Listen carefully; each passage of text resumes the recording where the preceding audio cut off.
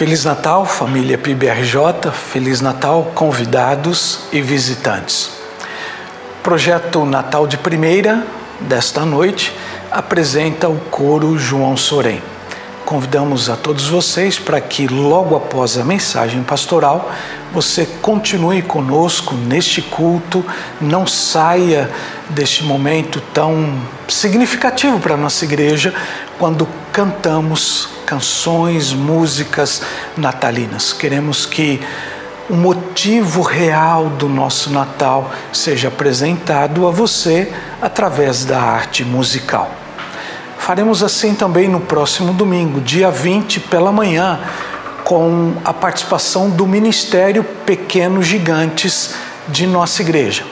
Neste culto, teremos coro Pequenos Gigantes, coro da Casa Viver, Junta de Missões Nacionais, conjunto de flautas e também o conjunto Hand Chimes, um conjunto de sinos.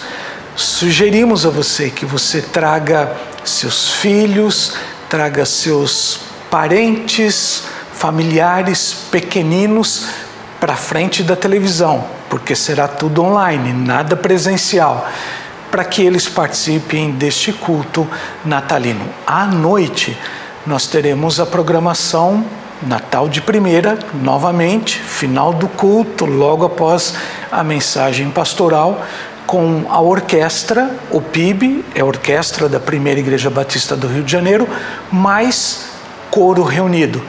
Este coro reunido é composto pelo Coral Eclésia, pelo Coral Nicéia Sorém, pelo coro Pequenos Gigantes, pelo Iero Madrigal e também pelo Aviva Voz. Muitas vozes, muitos instrumentistas participando do projeto Natal de Primeira no dia 20 à noite. Já agendou? No dia 25, sexta-feira, 19h30, teremos o nosso culto online, culto natalino online. Anote aí logo na sua agenda para que você não esqueça deste momento tão importante para nós como igreja. Para nós, nossa comunidade, mas para você também, pois queremos você participando deste projeto. Queremos você também participando deste projeto que eu quero apresentar para você. Cuidar de vidas é muito importante, não só em dezembro, mas todos os meses do ano. O projeto Panetones Cristolândia é um projeto de missões nacionais, que em parceria com o Ministério de Evangelismo e Missões de nossa igreja, coordenado pelo irmão Marcelo Cordeiro e pela Gerade, coordenada pelo irmão João Marcos, apresentam este projeto para a nossa igreja. Queremos, através da venda deste panetone, cuidar, alimentar e transformar vidas, pessoas dependentes químicas e codependentes químicas que precisam de recuperação de vida e de reinserção social. Esse projeto demanda muitos recursos financeiros e por isso, com a campanha Panetones Sabor Esperança, chocotone ou tradicional com frutas cristalizadas, você estará abençoando esse projeto. Cada panetone deste custa R$20, mas você pode comprar uma caixa com 18 panetones. Se você for à nossa igreja durante a semana, de segunda a sexta-feira, no horário de 13 às 18 horas na recepção, você poderá adquirir o panetone ou a caixa para você levar para casa. Se você não tiver condições de levar uma caixa ou várias caixas para sua casa, mas ainda assim você quer participar desse projeto, você deve ligar para missionária Maria Helena. Estão aqui os dados da missionária Maria Helena, Missões Nacionais. Pague diretamente para Missões Nacionais e receba diretamente de Missões Nacionais. eles entregarão na sua casa a caixa com 18 ou as caixas com 18 panetones que você vai comprar. Importante lembrar que você não está dando R$20 para missões nacionais.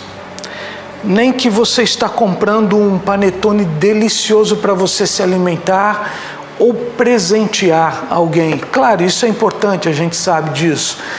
Mas muito mais que isso. Ao comprar este panetone, você está investindo na vida de alguém. Esse é o desejo de Missões Nacionais, esse é o desejo da Primeira Igreja Batista do Rio de Janeiro. Deus abençoe, tenha um excelente culto, tenha uma excelente semana, até nos encontrarmos no próximo domingo.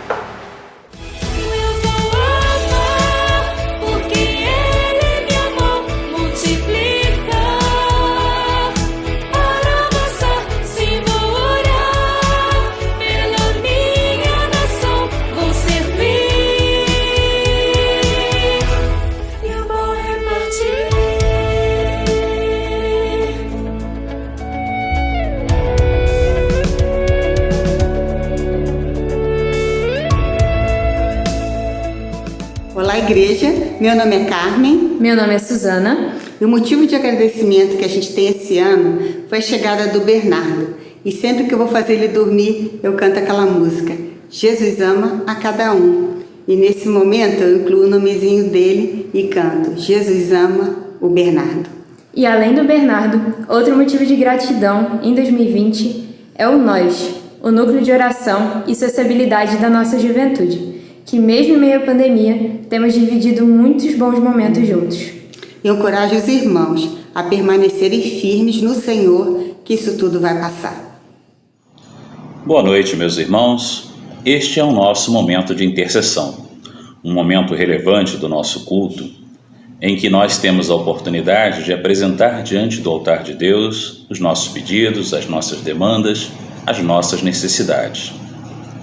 Alguns de nossos irmãos encontram-se enfermos e estão necessitados de nossas orações. São eles: Alfredo Pina, Andréa dos Santos, Antônia Guimarães, Aurizé Cláudio Dias de Santana, Beti Lacerda, Campos Duarte Siqueira, Celi Damasceno, Clóris Pacheco, Eduardo Alves Lopes, Elias Ângelo, Eunice Oliveira Santana, Hilda dos Santos e Edu Torres, Isabel Amélia Salles, Israel de Souza, Jaime Hilário, Jefferson Silva, Joaquina Anjos, José Gomes da Silva, José Lino da Conceição, José Vaz de Melo, Lia dos Santos, Licínia Moreira, Marçal de Souza Sampaio, Maria Ermelinda, Maria Gomes de Melo, Maria José Ribeiro, Maria Machado, Martinha Rabelo, Natália Oliveira, Paulo Moreira, Regina Lúcia Dias, Ruth Mascarenhas de Lima, Selma Ferreira Freitas,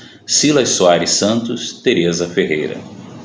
Aproveito o ensejo para destacar também que hoje, segundo domingo de dezembro, celebramos o Dia da Bíblia e agradecemos muito ao nosso Deus pela sua palavra revelada às nossas vidas. Por conta deste momento especial, deixo com os irmãos o Salmo 119, versículo 105. Lâmpada para os meus pés é a tua palavra e luz para os meus caminhos. Eu gostaria de estar orando com você agora. Amado Deus, glorioso Pai, louvamos e exaltamos o teu nome, Senhor Deus. Pai, rogamos, Senhor Deus, pela recuperação da saúde de cada um dos irmãos que foi aqui mencionado, Senhor Deus. Pai, abençoa também as respectivas famílias, Pai, dando, Senhor Deus, sustento material, emocional e espiritual a cada uma delas, Pai. Meu Deus, incluímos também neste pedido todos aqueles que não foram nominados, Senhor Deus, mas que estão sendo lembrados agora nesta oração, Senhor Deus. E também, Senhor Deus, clamamos, ó Pai, pelas equipes de saúde que estão trabalhando diuturnamente, Senhor Deus, em prol da vida dessas pessoas que se encontram enfermas, Pai.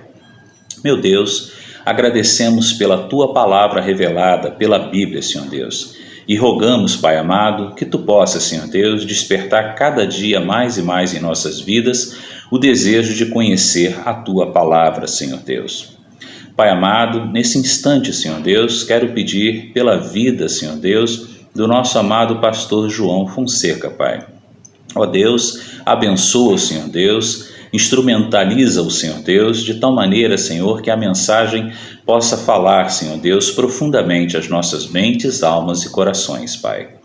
Finalmente, Senhor Deus, eu quero clamar, Pai, pelos governantes desse país, Senhor Deus, e que possam, Senhor, o quanto antes, Pai, promover um plano, Senhor Deus, nacional de imunização, Senhor Deus, que seja eficiente, eficaz e efetivo e que possa, assim, beneficiar toda a população do Brasil, Senhor. Pai, esta é a oração que Te fazemos, em o nome santo de Cristo Jesus. Amém, Senhor. Meditaremos nesta noite no texto de Lucas capítulo 8, versículos 4 a 11. Diz a palavra do Senhor: Certa vez aglomerou-se uma grande multidão e gente de todas as cidades veio ao seu encontro. E Jesus disse por meio de parábola: O semeador saiu para semear a sua semente. E enquanto semeava, parte da semente caiu à beira do caminho, foi pisada e as aves do céu a comeram. Outra parte caiu sobre pedras e depois de brotar, secou, pois não havia umidade. Outra parte caiu no meio dos espinhos, mas estes, crescendo com ela, a sufocaram. Outra parte, porém, caiu em terra boa, e brotando deu fruto a 100 por 1. E ele exclamava: Quem tem ouvidos para ouvir, ouça. Então seus discípulos lhe perguntaram o que significava essa parábola. Ele respondeu: A vós é dado conhecer os mistérios do reino de Deus, mas aos outros se fala por meio de parábolas, para que, vendo não vejam e ouvindo não entendam. Este é o significado da parábola. A semente é a palavra de Deus. Vamos orar, pedindo a bênção do Senhor para a nossa reflexão, que se intitula Saindo para Semear. Oremos. Ó Deus eterno, nós Te agradecemos a semente preciosa que nos colocaste nas mãos para que saíssemos e semeássemos. Agora pedimos a Tua graça enquanto meditamos nestes pensamentos da Tua palavra. Orienta, pois, não só o nosso pensamento, mas sobretudo o nosso comportamento. Oramos em nome de Jesus. Amém. Os batistas celebram hoje, ao lado de outros evangélicos, o Dia da Bíblia. E o Dia da Bíblia enseja a que reflitamos sobre a bênção que é a palavra de Deus. Não sei se você sabe que no Oriente, especialmente na África, no Oriente em geral, as pessoas, as tribos, pouca cultura, pouca instrução formal, mas há um traço comum nessas culturas que é impressionante. É o fato de se contarem histórias. As pessoas contam histórias para os seus filhos, os filhos depois contam para os seus filhos, e assim vai de geração em geração a transmissão oral do conhecimento. Ou seja, contar parábolas era alguma coisa profundamente enraizado na cultura judaica. Dizem até que os rabinos colecionavam as suas parábolas, colecionavam as suas histórias, e alguns deles possuíam um acervo de 4.000 parábolas. 4.000 parábolas. Sabiamente, Jesus aproveitou essa característica da cultura judaica e também ele contou parábolas e também ele criou as suas parábolas. Várias das parábolas de Jesus foram extraídas daquilo que J.C. Ryle disse, extraídas do livro da natureza. Esta é uma delas, esta parábola aqui. Num ambiente predominantemente agrícola, A história comunicava assim, olha, de imediato, criava um clique, comunicava às pessoas, porque naquelas culturas era muito comum o semeador sair a semear. E é uma realidade que ainda existe em alguns pontos, em muitos pontos do nosso país. Alguém passa na beira da estrada e vê o outro lá trabalhando na roça. Eu disse ainda hoje porque a macroagricultura do agronegócio, com essa sofisticação tecnológica, isso vai se implantando de tal modo que num futuro próximo nós não vamos mais ver essa figura saindo para semear. Então eu desejo destacar nessa parábola de Jesus, há muitas coisas aqui para destacar, mas eu queria destacar só duas coisas: o verbo usado pelo semeador e a semente que ele plantou.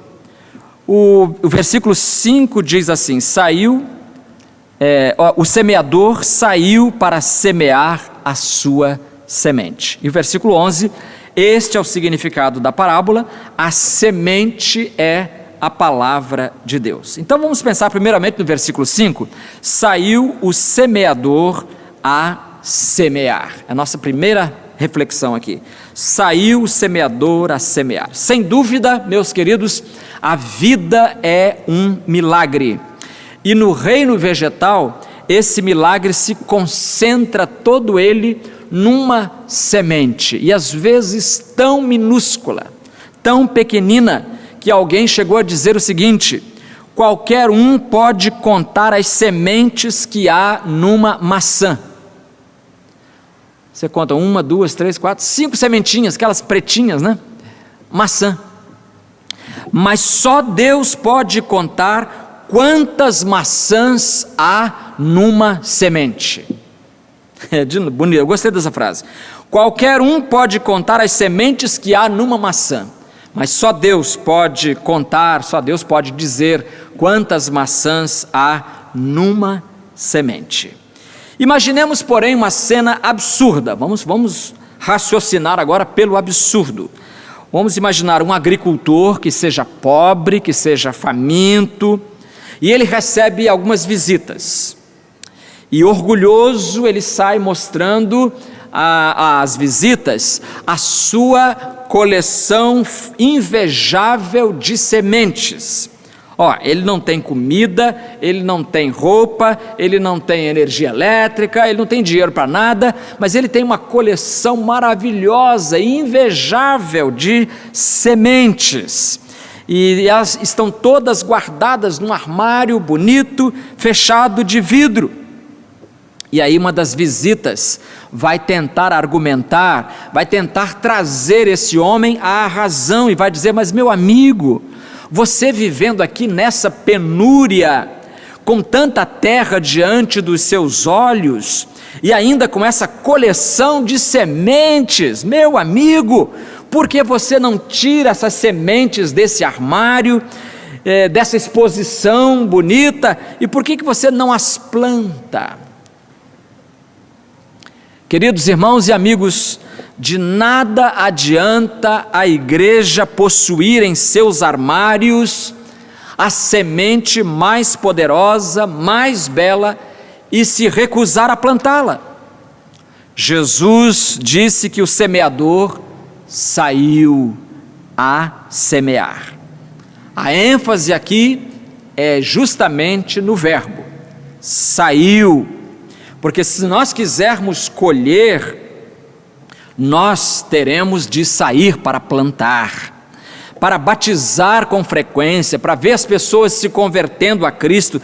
Nós temos que semear com frequência. O salmista, no Salmo 126, versículo 6, diz: aquele que sai chorando, levando a semente para semear, voltará com cânticos de júbilo, trazendo consigo os seus molhos. Salmo 126, versículo 6. Então, aquele que sai, mas e aquele que não sai? Como é que fica? Como é que fica? Importante é isso, é sair para semear a semente.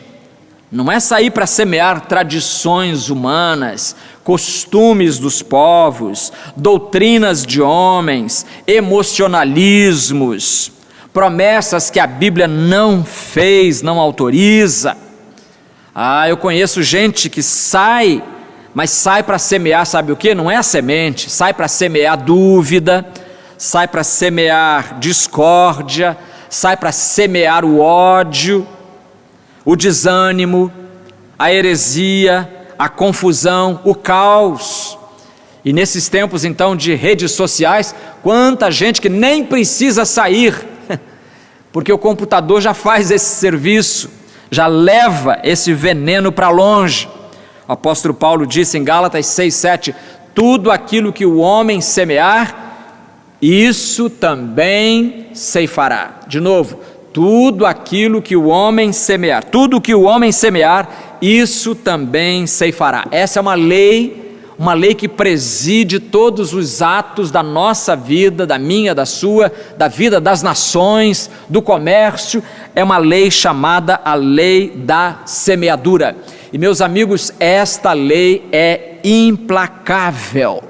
Se nós nada semearmos, nada colheremos. Se semearmos medianamente, medianamente colheremos. Se semearmos em abundância também ceifaremos, colheremos. É igualmente importante reconhecer que nós podemos e devemos espalhar a semente, mas nós temos uma limitação e você sabe qual é que é. A nossa limitação é não poder fazer a semente germinar.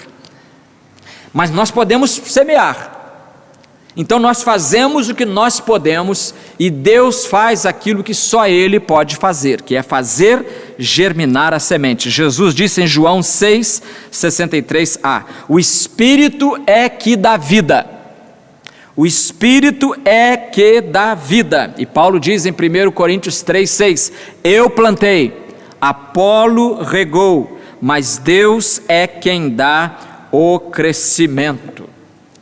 Está certo que a gente ponha a ênfase nessa parte, é Deus é quem dá o crescimento, porque sem Deus, toda a semente, ou antes, toda a semeadura é desperdício de tempo, desperdício de insumo, desperdício de esforços, é desperdício. Porque é Ele quem propicia o crescimento. Se Ele quiser fazer uma obra crescer, Ele faz. Se Ele quiser fazer uma árvore crescer, Ele faz. Se Ele quiser fazer uma árvore secar, Ele faz. O poder está nas mãos dEle. Mas vamos lembrar que o fato de Deus dar o crescimento não nos isenta do dever de plantar e regar. Não vou plantar, não vou regar porque Deus dá o crescimento, diz a Bíblia. Ele dá o crescimento para aquela semente que foi plantada e regada. Então a ação de Deus não desculpa a nossa inação, a nossa preguiça.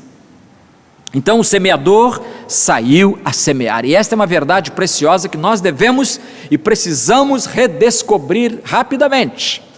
Se você não está sendo um semeador saindo para semear a semente de Cristo, então está em tempo ainda de rever os seus conceitos, rever a sua posição e mudar para melhor. Em segundo lugar, a identidade dessa semente.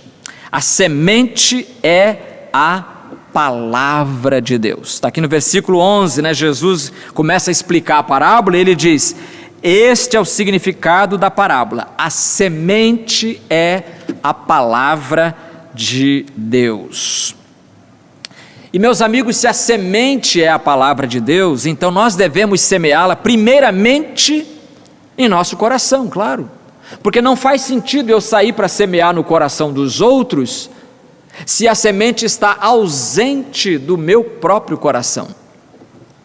Então nós temos que fazer como o salmista disse no Salmo 119, versículo 11, escondi a tua palavra no meu coração, para eu não pecar contra ti. Então a palavra de Deus no nosso próprio coração. Por que você não tem dado tempo à palavra de Deus no seu coração? Por que você parou de ler a Bíblia? Por que você não tem dado o tempo que a palavra de Deus merece? Talvez você vai dizer, mas eu não tenho tempo, é o meu trabalho. Talvez você diga, é a internet que não me deixa. Então é questão de reavaliar. Eu vejo muita televisão, pastor, e televisão toma o tempo. Então veja menos televisão.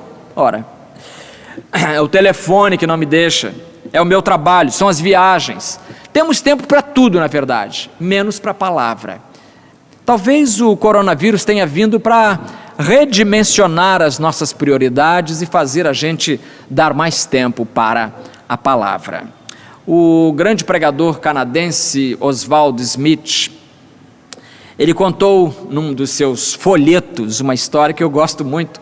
Contou de uma jovem que ganhou um livro de poesias e começou a ler, e aí foi se enchendo daquela poesia, não estava falando ao coração, ao seu coração, e aí ela colocou o livro de lado. Depois eu vou ler, e nunca mais voltou ao livro.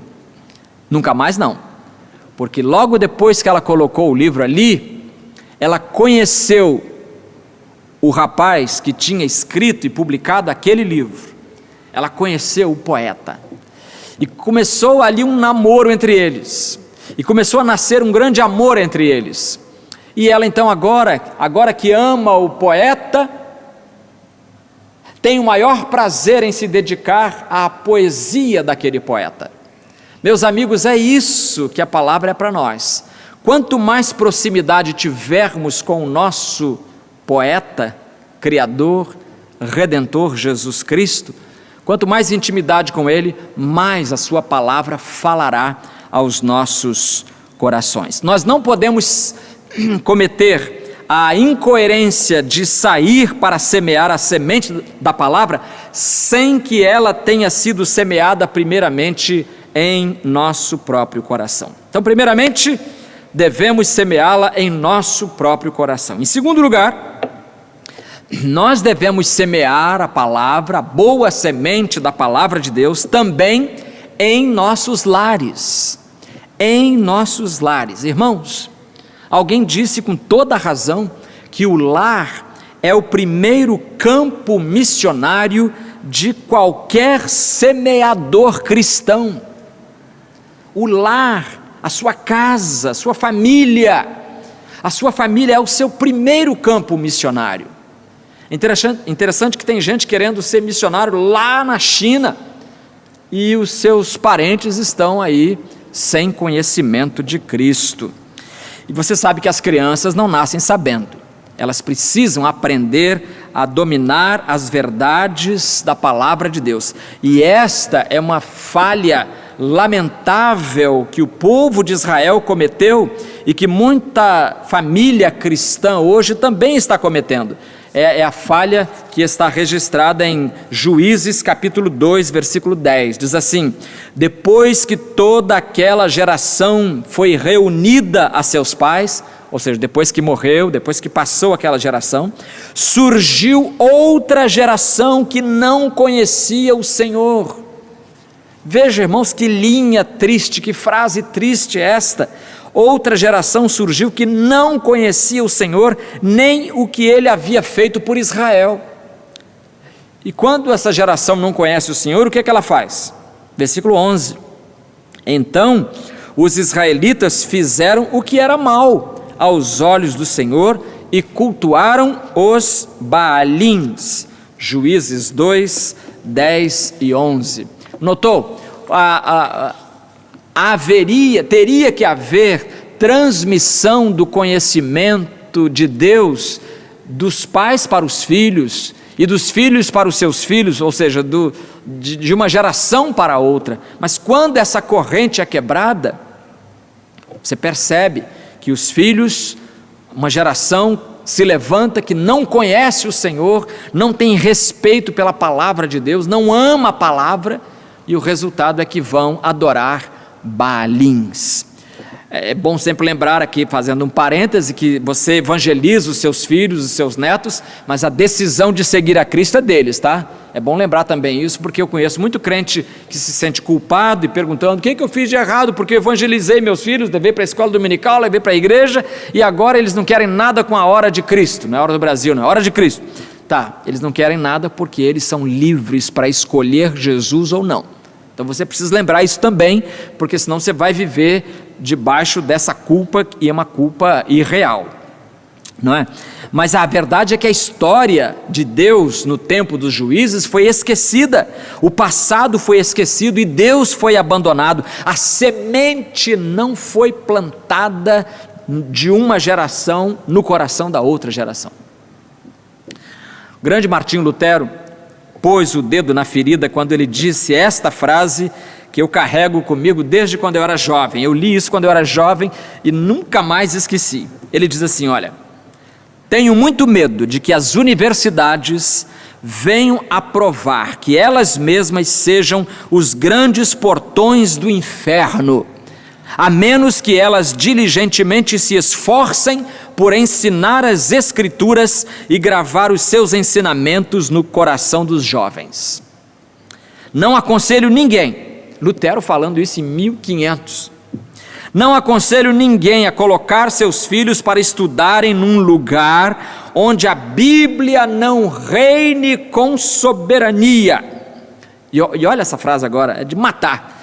Toda instituição na qual os homens não estejam incessantemente ocupados com a palavra de Deus se torna corrupta. Meus queridos, presta atenção nessa última frase.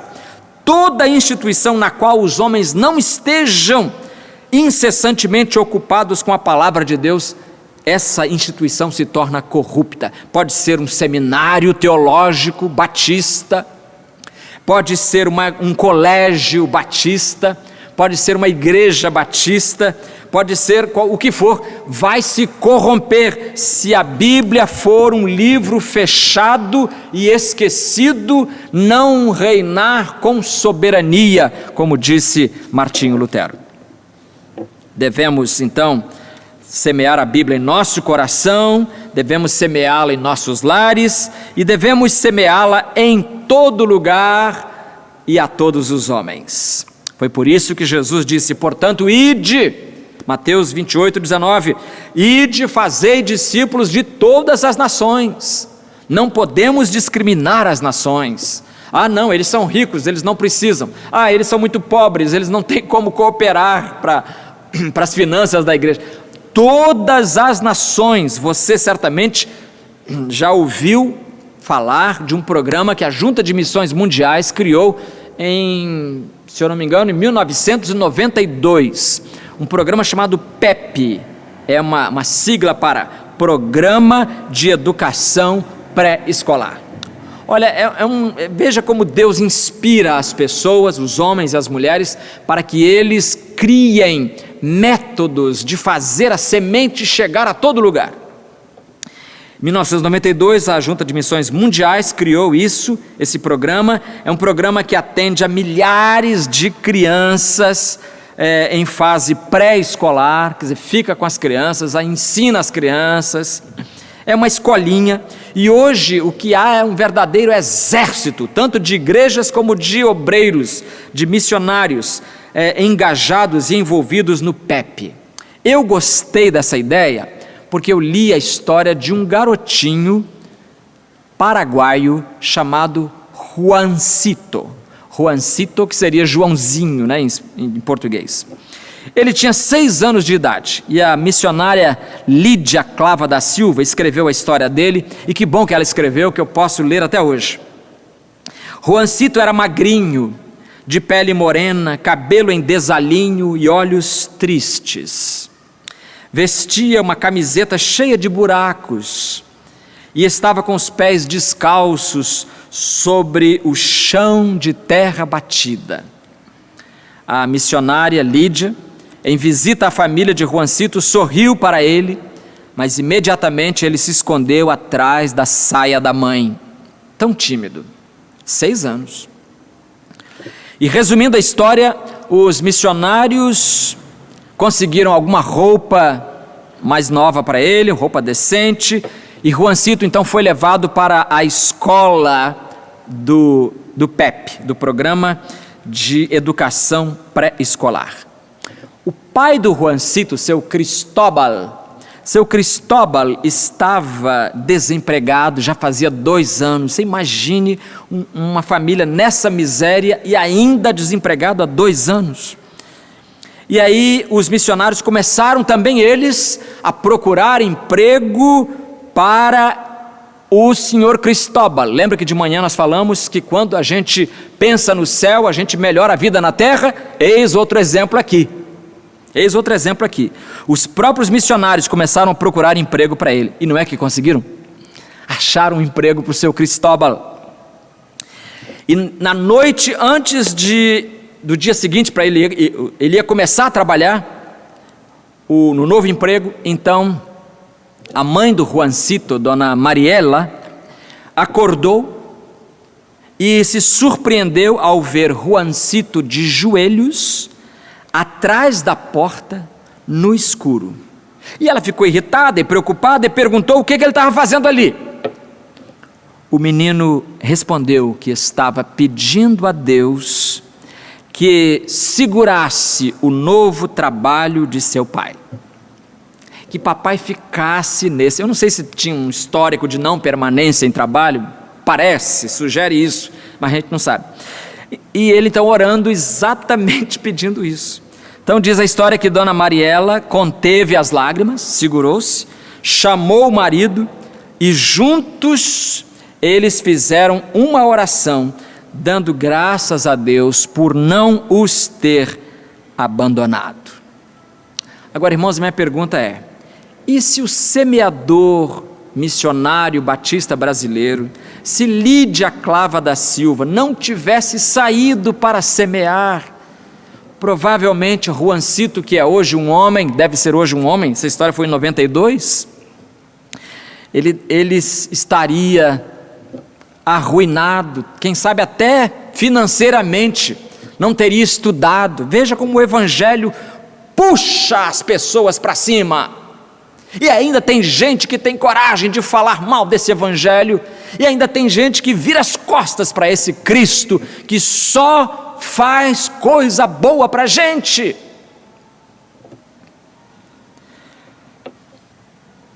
Quero concluir lembrando um ponto. Na vida do semeador, às vezes, o semeador sofre ataques de desânimo. Ele distribui a semente, só aquela parte ali nasce, todas as outras são perdidas, como aconteceu na parábola, e ele poderia ser tentado a ficar desanimado. E eu li a história, um livrão grosso, que conta a história dos batistas letos no Brasil. Dos letos. Não se sabe que a Letônia é um país que fica ali no mar Báltico, na Europa, né? No norte da Europa.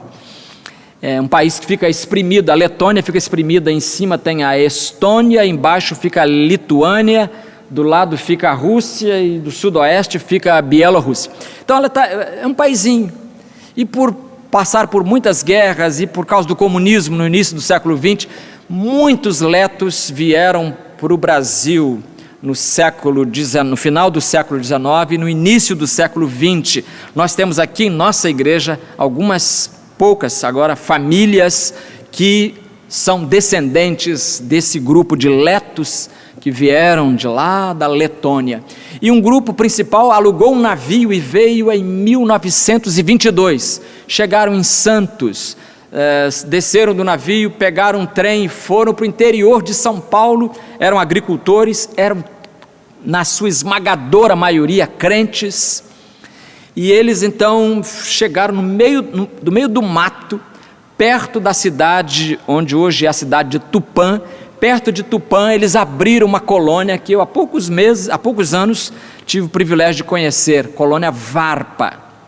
O que é a colônia Varpa? Depois você bota no Google, colônia Varpa. Varpa é uma palavra leta que significa espiga. Pois bem, Varpa foi uma experiência de cooperativismo. alguns chamariam até de socialismo cristão. Eles eram agricultores e juntavam seus bens e depois dividiam igualmente. Tinha médico, tinha isso, tinha escola, e trabalhavam de sol a sol, de segunda a sábado. No domingo eles não trabalhavam.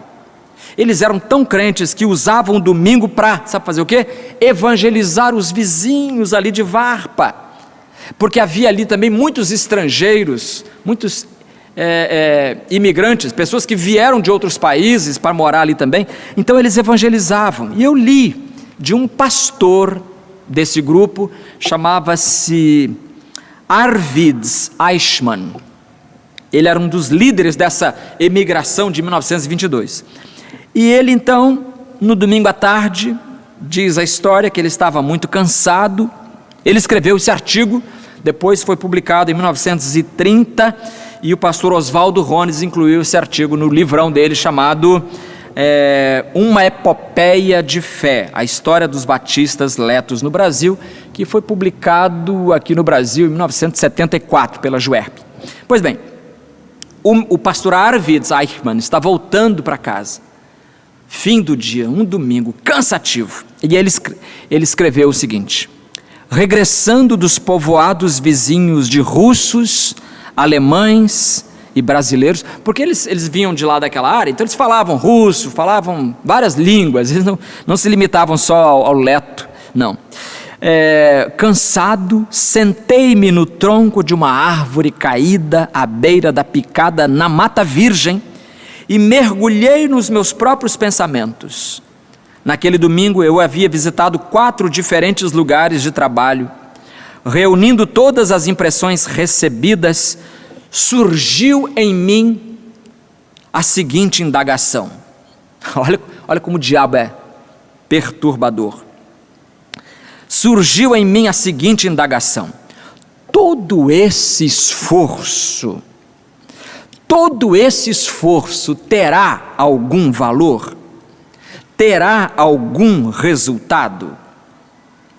Bem vivas se me apresentavam diante dos olhos a minha insuficiência e a minha incompetência no trabalho. Em seguida, o narrador diz, em seguida o pastor tirou da pasta um Novo Testamento alemão e leu as palavras de Paulo em segunda carta aos Coríntios, capítulo 4, versículos 17 e 18. Porque a nossa leve e momentânea tribulação produz para nós um peso eterno de glória muito excelente, não atentando nós nas coisas que se veem, mas nas que se não veem, porque as que se veem são temporais, e as que se não veem são eternas. Aí o narrador continua: naquele momento, eu, pela fé, percebi a realidade da invisibilidade da obra de Deus. Eu entendi que o resultado final da obra do reino de Deus não depende do que é visível, mas da operação invisível de Deus por meio de Jesus Cristo. E o meu coração se encheu de uma profunda paz. Compreendi que o meu dever é tão somente fazer a vontade do meu Senhor. O resultado final está nas mãos de Cristo e será bom. Eu gostei dessa última frase, e será bom, porque, meus amigos, quando o semeador sai a semear a sua semente, que aliás sua não é, mas de Deus, ele sabe que, palavras do pastor Eichmann, o resultado final está nas mãos de Deus e será bom. Sim, será muito bom. Obrigado, Senhor, porque és o dono da seara. O trabalho é teu e nós somos apenas trabalhadores imperfeitos, trabalhadores que às vezes saem a semear não a preciosa semente, mas outras coisas que não deveriam jamais ser semeadas. Tem misericórdia de nós e ajuda-nos a focar na semente preciosa que é a Tua palavra. E que neste dia da Bíblia nós possamos semear a Tua palavra santa nos corações dos amigos, dos irmãos, dos vizinhos, dos parentes. Ó Deus, ajuda-nos a aproveitar o terreno que está sendo amaciado pelo coronavírus para lançar a preciosa semente em muitos corações. Nós oramos em nome de Jesus. Amém.